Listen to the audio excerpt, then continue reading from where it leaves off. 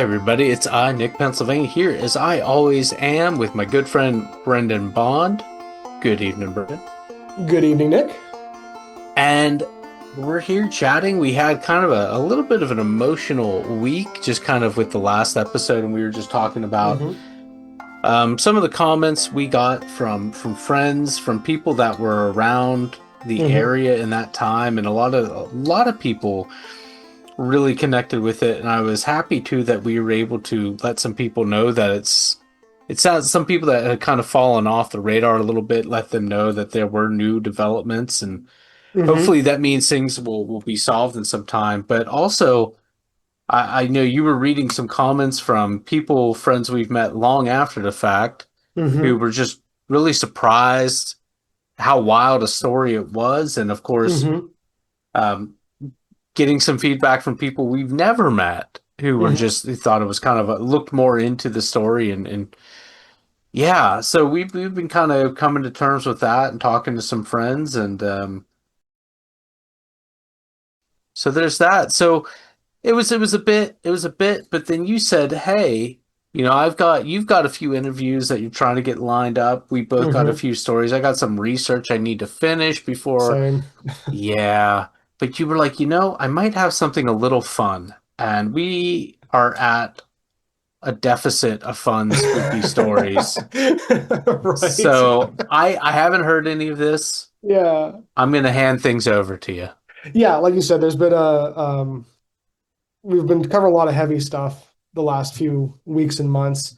And one of the things that I was kind of thinking about, like, oh, it'd be nice to, like I've been keeping my eye out for like some fun, positive ghost stories because a lot of times when people think of fun ghost stories, it's usually like made up, just kind of like goofy ghost stories, not like legit ones, you Yeah, know? like summer camp goofy Right. story. Yeah, yeah, exactly. It's almost like campy, again, which is great and has its place, and we love that stuff too.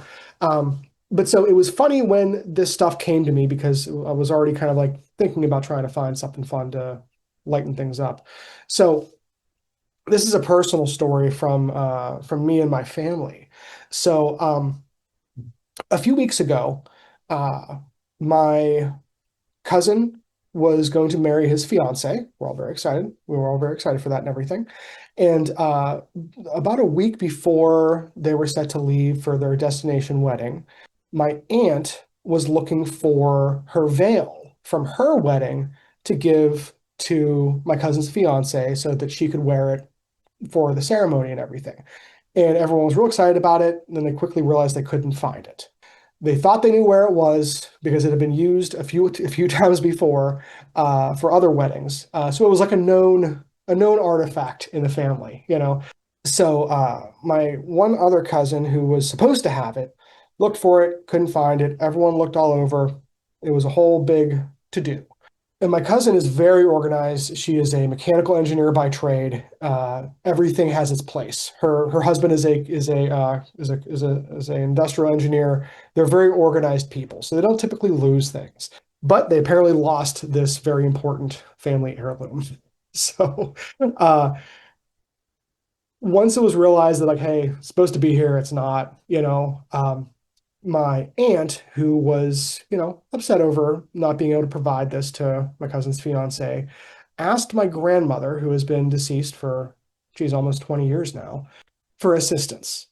And this isn't something that she had necessarily done before, but it just kind of came to her. And she's like, you know what, Mom? My grandmother, her mother, if you could help out at all with this, that'd be great, you know? And not even a day later, my other cousin goes into their attic to get something else, and it is sitting right there. Like they would have had to have picked it out and like moved it and set it in Right. front of where they were looking, kind of thing. Virtually impossible for them to have overlooked it. They would have had to have been putting something back and it that they looked in, and it would have had to have like fallen out, and they would have had to have like quickly back down the stairs because it's one of those like attics you like go up the stairs to, like the pull down stairs. So all of us were like, isn't that a cute story? Like we asked grandma for help, and then lo and behold, it shows up. She So provides. she provides, really happy. So about a week and a half later, I'm talking to my other cousin. I have lots of cousins, as you all probably know by now. talking to her about a trip that she is going on because as she's getting well, she the trip is that same wedding that we were just talking about, and she was saying how she had recently, not recently, a while ago, she lost a video camera that had an SD card in it that had like 4 years of her son's like life on it. Basically, it was like a handy camera, GoPro with like an SD card, and she just lost both of them. And she lost them apparently in Arizona like 5 or 6 months ago. Like it's been a while. Okay. And she was And in Arizona. and in Arizona, yeah. Okay. And She does not live in Arizona. no, she lives in Dormont, yeah, which is far from Not in Arizona. Pittsburgh Yeah, area. yeah, Yeah. yeah, Pittsburgh area, yeah. North Hills, which is North even Hills, farther than yeah. Arizona than say Bethel Park. Right. So we're just kind of chatting about it because I was giving her some recommendations on what else she can do to help film like backup for the wedding and everything. And she's someone who travels for work. So she travels sometimes multiple times a month, all over the place for work. Um, and we're chatting about it. I'm like, you know what? You should ask grandma for help because it worked out for our mom, Right. kind of Let's thing. put grandma to the test. Yeah, exactly. So, and we kind of like LOL about it kind of thing. And you know, we stopped chatting that night. She calls me at like 5:30 the next morning. I think something's wrong because Right. like Inappropriate. yeah, because like we're all That's not the yeah, calling yeah, a hour. lot of us are morning people. Like if you I know called you're a morning person. yeah. Yeah, I'm a morning person. Like if you called me at 5 a.m., my first thought would be like, I bet Nick is standing near a cool animal. Like that would be my first thought. You would think I Like was what? standing next to like a cool animal or something. Oh, yeah, yeah, yeah, Like yeah. like that would just be like I wouldn't be worried. I'd be like, oh, I bet there's Well, something that one freaky time you happening. popped, of course, we've told your bear story several Right. times. Yeah. And that was the morning you like popped in at my house at like 7:30 in the morning, Yeah, which is really, not yeah. It was not normal. normal, but I was like, hey, I gotta talk to someone about this. Right, cool animal story, scared, still Right. shaking a little bit. Exactly, yeah. Okay, But but yes, so anyway, she calls you so she 5:30 calls in the me morning saying you know just something's yeah, afoot. just like sobbing. And I'm like, oh God, like Who something, died? yeah, who Right. died, kind of thing. Um, and she's like, you will not believe what I just found. And I was like, what? And And she's like, you didn't know right away. did not know right. No, I didn't know right away because I was still like me being I'm a little bit nervous. I assumed something bad had happened. And she's like, Sure. no. And Okay. she's like, I found my camera. And I'm like, where was it? She's like, in my bag. I'm like, which bag? She's like, the bag that I use for every trip. Like, it would have had to have been stuck in there some way that multiple trips over the last 5 or 6 months, she would have had to have missed. Like, and it's like one of those like Sony handy cams, like the barrel shaped ones. Yeah. It's not like it's a little GoPro mini or something. So she was just like, "What the heck?" So we were just like laugh crying about it because it's like so Right, because again, she's probably right, used the bag a couple times. It's not like a Mary hmm Popkins sort of thing. right, yeah. Mary It's like Popkins? Ma- what am I saying? What was her? Shirley Bobbins. You know who I'm talking about. yeah, if it's yeah, it's not Mary yeah, Poppins. it's not a bag Poppins. Oh my it's not a goodness. bag you could just pull. Yeah, it's not an endless bag. It's like an Osprey backpack. Um, so at that point I'm like, that's pretty cool. That's pretty cool. Because again, that's something that's like significant too. Like it has a bunch of, family, stuff on it and everything. Um, so I am just like beside myself with this story. So the next day I go home to help my parents with something and like something relatively non-consequential. And after I got done helping with that, my mother and father were both like, "Hey, we're looking for this adapter for like my mom's like old iPod mini kind of thing." Um, And you were like, hey, I got an idea. Let's just stand here a moment before we even start so looking. so they apparently had like looked everywhere for this thing. I come home, and again, I haven't lived there in quite some time, so like a 2.5 inch adapter is not something I know where it is. Um, And I just kind of jokingly, I'm like, well, did you guys ask grandma for help? Like, why are you calling me? Why are you asking me for help? You should Right, ask grandma right. first, I'm kind of no thing. good at this. So I we kind of jokingly say, and again, I'm also being kind of facetious because I'm like this, like these other things were like important, like had Sure. You significant got value. what years of your child's Yeah, life yeah, documented. yeah, You got or this. so a family heirloom. Right. I agree. This is an This is an adapter. adapter. Yeah, Yeah. like we can Hey, go. Yeah, hey. It was meaningful to me. yeah, I and had a lot of so sentimental attachment to your father bought that adapter for me on holiday. yeah, We were right. in Europe and we needed, Yeah. and we need it now in America. So I joke about it and everything, and I look all over the house, can't find it, not surprised because there's a thousand things a little 2.5 inch thing could be. Um, and then as I'm getting ready to leave, I think like, you know what? Like there's like one little cup that I haven't checked in like the corner of the living room. I go over, pick it up, and there is the adapter in a place that my both of my parents had emptied onto the table to look at before. And I'm just like laughing at this point. 'Cause I'm like, well, it's because you guys didn't ask. Like I didn't like don't like my mom was like, oh, thank you so much. I'm like, don't thank me. Like, thank grandma. Like that wasn't me. Like something guided me to that Now, some way, shape, or form. I will say, I should have asked your grandma because Yeah. the last week I had to finish a guitar restoration that involved Mm-hmm. spraying. And whenever you spray the old lacquers and everything, I like to use an automotive polish for the final buffing. Okay, I so remember you it's mentioned before. Yeah. Yeah. all Yeah. right. So I thought I had polish left, and I was like, I had a memory then, kind of like throwing it away because I couldn't Mm-hmm. find it anywhere. Mm-hmm. Went over to Ace, bought some more, and got home. Went downstairs. I had already looked down here, and then Mm-hmm. on my workbench Just was sitting a right there. half thing of polish. So I could have returned it, but I figured I'll probably use both Yeah. bottles eventually. Yeah. It's not like an orange, like So I it just doesn't go bought an bad. orange. Right, it doesn't go bad. Um, Yeah.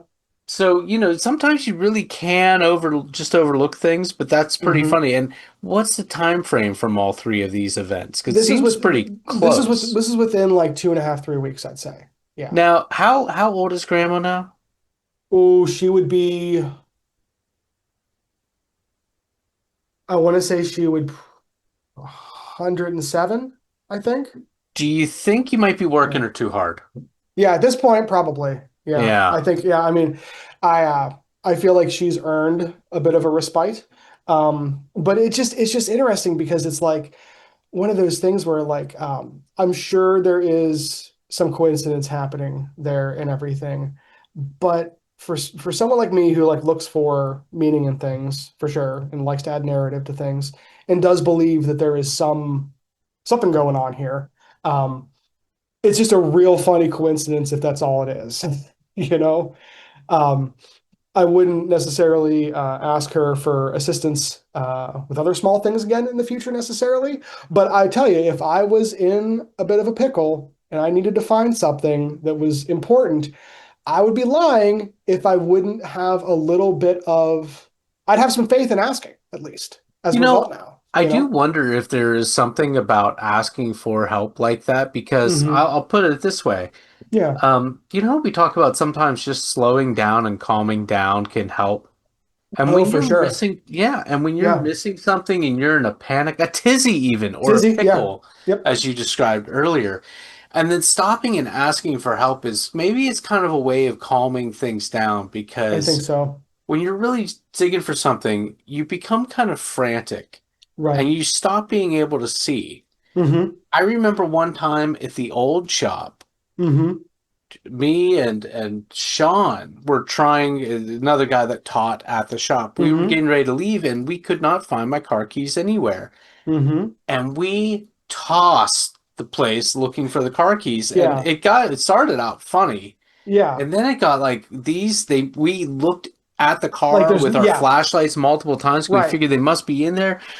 And it became increasingly frantic. And I was on the phone with AAA, Gosh. Yeah. assuming that they must just be locked in the car. And of course, Yeah. Because like where else could they be at this point? I Yeah. had like a 20-minute drive to get home, so I couldn't just Hmm. like leave it for another day. And the Right. keys Hmm. had the keys to the shop as well. So, Right. There's a safety thing. You don't want to leave the shop not knowing it's secure. And yeah. right, like I can Right. set the alarm and hope for the best, but Hmm. yeah, I'm not going to do that. I didn't own the shop, Right. and Right. I'm on the phone with AAA, and then Sean goes wide-eyed and pulls my keys. They were sitting on a brass jeweler's lens used for doing like Yeah, small things yeah, and everything, yeah, like yeah. threading bobbins and Mm-hmm. everything. And they were right on the table, just hanging off that lens where I know exactly what you're talking about. Yeah, I would frequently hang my keys off there. So it wasn't like a weird place for them to right. be or anything. And I think too about this must have been an idea that maybe that wasn't the known quantity, but it was Mm-hmm. known that asking was a way of helping because there's all those like patron saints of like Saint Christopher for travelers and Yeah. whatnot. Is There's it? I think it's Anthony. I think it's many Anthony for religions. lost items. I think for yeah for at least for Catholicism. I'm sure there's ones for lots of other religions too, though. Well, that's exactly where I was Yeah. going. Like Hindus believe and other they Mm-hmm. have other gods, but every especially when you have a large pantheon of gods, there's like gods for yeah, like lost trinkets and everything Right. too. And so I think maybe that's it. Maybe Mm-hmm. you're just the stopping, pausing, and asking helps you from when you're Mm-hmm. panicked, when you're overlooking. Sometimes you can miss like what's right in Mm-hmm. front of you. Right. And I wonder how much of it too is because again, if you have your bingo card out, we're going to talk about the invisible gorilla here. Um, like if you don't if you've decided in your little version of reality that something is missing, you know, that's one kind of perspective is, you're maybe not seeing something because you don't expect it to be there. Or if your brain doesn't clock something is sitting somewhere because like with the jeweler's lens or like my cousin with her bag, Hmm. that's where it was supposed to be, but for some reason you still didn't see it because you had decided that it was lost, Yeah. you know? Or Um, maybe in the moment that you came across it again, yeah. because it was in such a familiar place, you forgot that you have been looking for that before. Like when she had gone on Right. subsequent trips, Right. she knew her camera was missing, but she's packing and in her baggage is a camera, and it just doesn't register because, of It course, doesn't the camera's register. there. Right, because that's where it's supposed to be. It just And like your she's not keys. Yeah. actively seeking for it in that moment. Right. Yeah, at the time.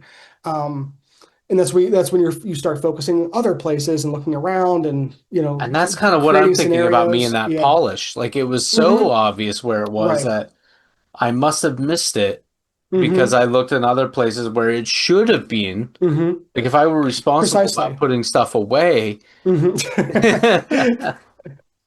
Well, and I think too, I wonder how much speaking of like there being fault and everything, I think oftentimes when something is missing, it's either because you have misplaced something or someone else has misplaced something. Like typically it's not where it's supposed to be for some because of someone else's reasoning. And I think some people get frazzled because they're like, oh, how could I have misplaced something important like this thing? And you end up kind of subconsciously beating yourself up over it. Or you're like, how could someone else be so flippant with these things? And that probably changes your perception a little bit because you're working through that in the back of your head. And I wonder if asking for help in some supernatural sense is a way of feeling less culpable or less alone in a moment where you're trying to do something that is important and you feel like nothing is working, so you're reaching for straws. Yeah, certainly less alone Mm-hmm. in your Your dilemma. plight. Yes. Yeah, but yeah, and again, just pausing, stopping and asking, I think is again a way of recentering, of calming down. You Mm-hmm. nobody ever stopped looking. Right. Correct. Yeah. That's a really good way of putting it. And And I if you, think, of course, had found it moments mm-hmm. before you stopped and paused to ask, you wouldn't think twice of it. Imagine Right. how, like, you probably can't even calculate how many times through the course of a day you are actively looking for something. Like, you get Yeah. up in the morning, you're actively, That's you know where your socks are kept, but you're right. looking for a certain sock because I have these brown leather shoes that I can't wear Mm-hmm. anything too light because then they get a weird, like, stain on, like, Yeah, it's the like, yeah, top of the I foot. know what you're talking And about. Yeah. so, yeah, I want to wear these socks. These ones like the slide down. Mm-hmm. Where are those socks? Or even you're just not to leave the socks. you're at the Hmm. dryer and you got the, of course, the one sock and you know the other one's still in the wash, but did you take the, well, did this one come out of the dryer, the match come out in the previous load? Maybe it's upstairs Right. because there's the single sock slot that Right. fills up with socks, and then at the end of the month you like match them all, and Right. it's a thing to do. That's just socks. That's just yeah, That is just socks. relatively inconsequential But at what best. about the salt shaker? Because you got a kitchen Hmm. and you got the dining room, and like you ever have to look for a salt shaker? And it's Yeah. usually resolved pretty quickly. So imagine like just through the course of a day, how many times you actually are actively seeking things. Hmm. You don't think twice of Well, it because they're usually resolved so quickly. right. Or they're so There's a inconsequential that you forget you were looking for it in the first place and you walk in hmm the room, you go, well, I came in here for something. hmm right. And Well, then no, you walk back and yeah. you're like, ah, pen. And yes. Yeah, how much of that is just like habitual, like your brain kind of like on autopilot almost, Mm, where, you know, and there's probably, you're right, there probably is a bit of, again, like we said with like the narrative or the bias there, like we're probably looking for things a lot, but only realizing that we're getting, or thinking that we're getting help because like, okay, this time it took temporally more time, and then I had the thought to ask for help, and then I found it. If you would have just found it, it wouldn't have seemed miraculous in any way, shape, or form. yeah, It's the action of you thinking, oh, this has gone on too long, which is completely subjective, and then asking for help, which is also completely subjective, and then finding the thing. totally agree. Yeah. So I don't know. I just thought that was like a fun story because It's a again, nice story. yeah, and Nice family story. yeah, nice family story, and it like it did weird me out, but in like a good way. It Yeah. was like, oh, that's pretty cool. Like again, something I always try and think of when I think of like how we put narrative onto like ghost stories like this or whatever.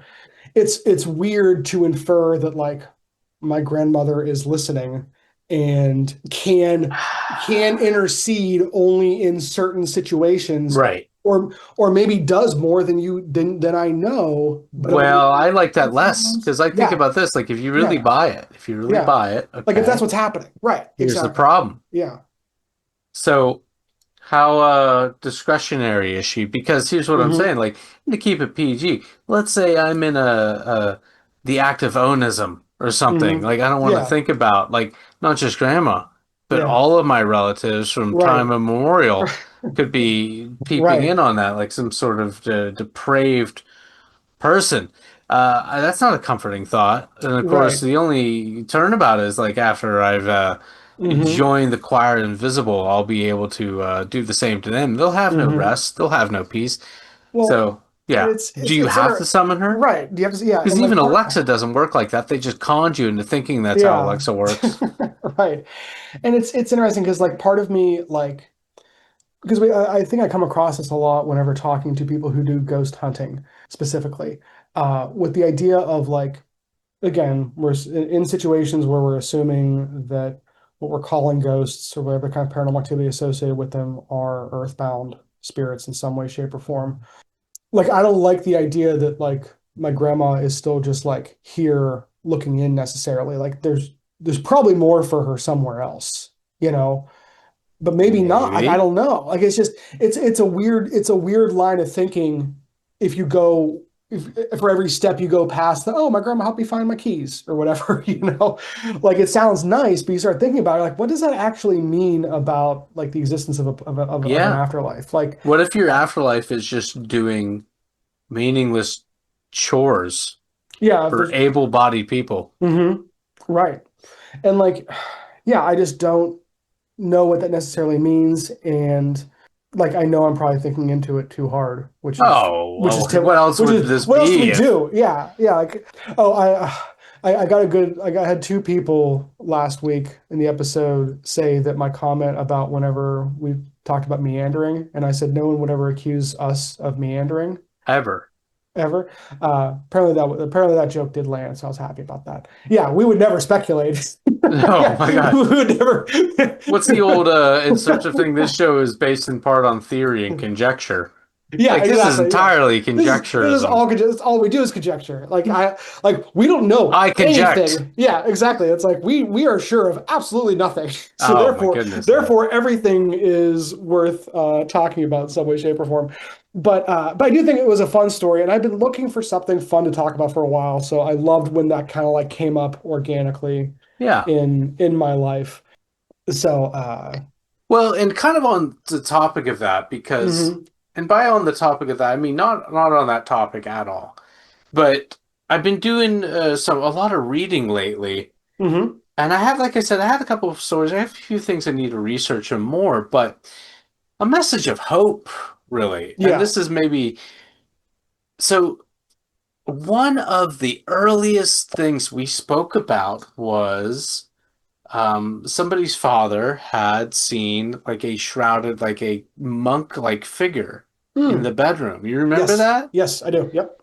And that's a pretty common story to Hmm. see the monkish figures or shrouded people. Hmm. We talk a lot about sleep paralysis and its association, but even apparently, even viewing shadows or shadow-like people or Hmm. shadows that ape our movements. Hmm. We have been in labs, and by we, I mean the people that have studied this and wrote about this, or were studying something else and came across this accidentally Hmm. and thought well enough to take note, have been able to recreate this in a lab environment through Hmm. multiple people. And so if you are laying in bed, it is not a comfortable thing, but is very likely an electrical thing that's happening in your brain as Okay. you come out or come between different stages of sleep Hmm. or something is interrupted. So this apparently is a way we can certainly explain the incubus succubus sort of thing, but Hmm. also many shadow and monk figures that people Hmm. experience in their bedroom. And I think I told you, of course, the story of Bob. Right. Yeah. Feeling very strongly, I felt Bob was in the corner. Well, I certainly was having sleep problems around then, Hmm. and I was half awake, as you know, at that Hmm. time, and that was probably that sort of experience. But it was a Hmm. positive one for me, or it wasn't something I Right. was afraid of because my Right. brain created. But my Hmm. brain created the excuse, the explanation. Well, sometimes when you don't have an explanation that maybe you're already searching for, your Hmm. brain not only can create darker Hmm. explanations and give more form, more mass to Hmm. the phantom, but it can also, they found, you can create noises. You Oh, can, that's definitely a thing. Yeah. mm-hmm. Yeah. Oh, yeah. Well, exploding head syndrome, I think it's actually, which is a very dramatic name, That but is very it dramatic, and I'm is. not Yeah. familiar. No, so exploding head syndrome is people that hear, because this is something I've thought about quite a bit, because we've talked about me hearing the bangs at my aunt's house. Yes. There was that they didn't hear. So part of me wondered like, is that what this is? And basically Well, I it's remember one time we were mhm. recording an episode Yeah, and that one does went happen. off, Yeah. Yeah. and you caught the audio. Yeah, it was in there that you can hear the window rattling. Like I know that one happened. But exploding head syndrome is this phenomena that people hear loud bangs or crashes in a similar hypnagogic state, like what you're talking about, Mm. where the sound is not external, it's completely internal, but your brain basically confuses its internal sounds and almost creates it. So it's almost like an auditory hallucination. So those are absolutely things that, science has confirmed happen. Yeah. Right. And I will say that I think the most susceptible form of hallucination, because I've had Hmm. audio and visual hallucinations as a direct result of sleep deprivation. Hmm. Oh, really? So you've had visual Oh, stuff. oh, yeah. Oh, yeah. Oh, my goodness. Yeah. Really? See, I'll I've tell never you this. I've never experienced that. So I am curious about this. Yeah. So many years ago, I had been up for the better part of 2 or 3 days, Hmm. pretty straight. I had maybe been able to nod off here and there for a matter of maybe 20 minutes max. Hmm. And this is not good. This is Hmm. certainly not healthy. Right. It wasn't something I was trying to do. Hmm. There's periods of my life where I have sleep issues, and Hmm. it used to be like once a month or once every other month, I would just have a night where I would not sleep. Hmm. And that still Yeah. happens. It's less Yeah. frequent now, but Yeah. it still occasionally happens, and I just ride that wave because you can't Right. fight it. Right. Yeah. But I remember coming back. I had a hockey practice, or maybe it was a game. I remember being in the car. Hmm. It was late at night. I wasn't old enough to drive, so maybe it was my freshman year of high school hockey. Okay. We were on the highway and we were coming off the ramp to get on the two-laner that led to our house. Hmm. And at the end of the ramp, I remember as we were coming down the ramp, there's a yield sign, and I Hmm. remember it turned into a shadow and then like spilled across the road and then Oh, interesting. reformed into a yield sign on the other side. Hmm. That was the craziest thing, but I saw a Hmm. lot of shadows at night. I would see shadows Hmm. and they would appear to just kind of drift about sentiently. I see what And you're I saying. wasn't scared. It Hmm. was weird. Right. I wasn't scared because I knew I was aware, like, I have not slept. I am so exhausted. I'm seeing things. I'm going screwy. Right. Yeah. But that was very few times, Hmm. maybe two or three times. Well, Hmm. maybe a little more than that, but less than half a dozen times in my life that I ever experienced something like this. And again, this incident I'm talking about, at most, I was 13 years old. Yeah. At most, because I think I was playing JV hockey by 14. But it No, that you were playing JV when we met, and that was when you were 14. So okay, yeah, okay. yeah. Yeah, I was really good at hockey, but I was not great. So, Right. anyway, Yeah. but auditory hallucinations, at least in my experience, I think we're more susceptible to that because I remember doing security and I remember it was hell. I was a full-time student, Hmm. but I was doing student teaching at the same time. So Right. I was getting up at 6 in the morning, or no, I had to be at the school by like Hmm. 6:15 in the morning. I lived half an hour from the school. So I had to get Hmm. up at like 5:15, Right. Monday through Friday. Then Tuesday and Thursday, I had an evening class, Hmm. practicum class, and then that was like my only class of my final semester in college. And because I didn't have time to work Hmm. otherwise, I would do 2:16s. I would get done with Hmm. teaching and I would get to my other job by like 4 on Friday afternoon or 5. And I would work the second shift and then the third shift, get off early in the Hmm. morning. And then I had to drive 20 minutes home, eat something, and then I could sleep for maybe 6 hours before I would have to Hmm. go up and do another 16-hour Hmm. shift. So I would Yeah. work 32 hours in a 48-hour period. Hmm.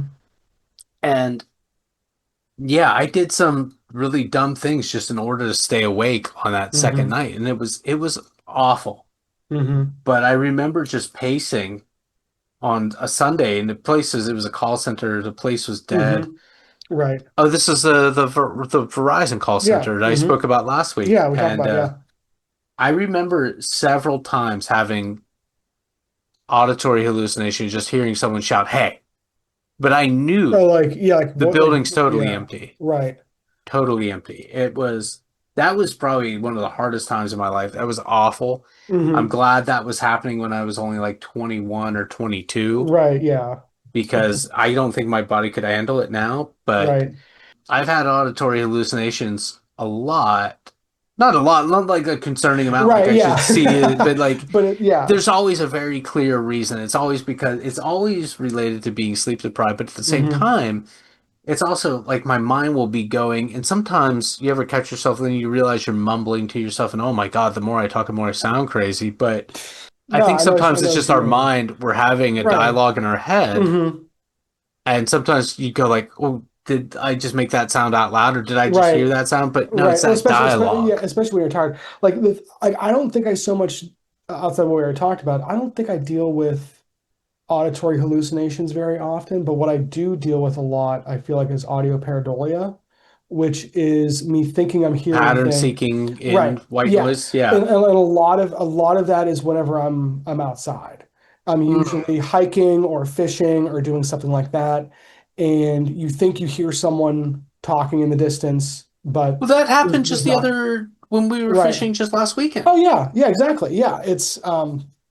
Yeah, I think that happens to me a lot. I think it's because probably because the back of my mind is always keeping an eye out for people. So I'm always looking for people talking, Well, you there's know, that, I but think. also you edit a lot of audio, and so your ears are always listening for things that don't belong in a place. That's a real, I never thought about that, but that's actually a really good point for someone who edits hours of people talking every week. Uh, Right, and not just for yeah. this, but No, but for also my job. Yeah, right. exactly. Yeah. So yeah, I never thought about that, but that's actually a really good point. Yeah, I'm always at least from a hearing standpoint, I'm probably more cued in for some of the pattern seeking stuff than other things. Well, and we've all So, had some hearing loss too. It's a oh, for sure. byproduct of getting old, but it's also Yeah, a byproduct of getting old, but also being people that how we've lived. have Yeah, lived right yeah, the lifestyle. But yeah. so I wonder if that affects the I'm way, sure it does in well, some and way, then just sure. the active, Hmm. focused listening. Right. I think you're right.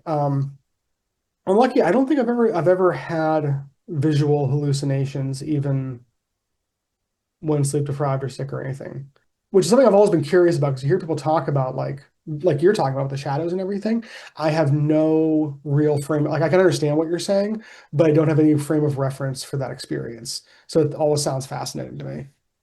Yeah, I get it. I get it in the way that it's like I hear people talk about psychedelics and everything, and there's a part of me that's curious about all that, and I've never dabbled. Hmm.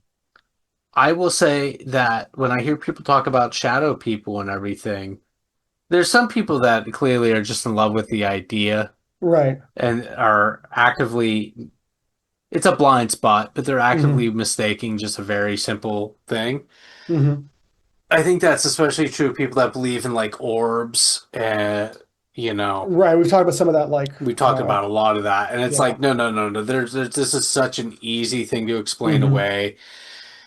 But you're kind of in love with this idea, so it's going to be really hard to dissuade you that it's anything Right. else. Hmm. But Hmm. um, my experience, and I remember it pretty vividly, the yield sign in particular, because I Yeah. remember like That's shaking my yeah. head Yeah. It clearly stuck with aggressively you. Yeah. and seeing that the yield sign was where I'd seen it first. Hmm. Right. You know, Right. so I Right. but seeing the shadows kind of spill across the roadway and everything, Hmm. it does. Or the one time they were running across, it was like shadows of Oh, people really? running across the road. Yeah, Hmm. this is an electrical thing going on in our brain, Right. and there's more to electrical pulses Hmm. than there is any phantasm when it Hmm. comes to that. And so I was doing some reading, and it looked like in Europe, again, they were so if that's the claim that's being Hmm. made, Right. it was put to the test, and yeah, it seems like we can recreate these experiences in a lab Hmm. with just some triggering I'd be some curious. simulation. Yeah. Yeah. If you get a chance, send it over. I'd be curious to read some of that because I think a lot of especially nowadays, a lot of the parapsychological research that's being done, um, especially around things like perception, like you're talking Yeah. about, I think are really interesting and really valuable.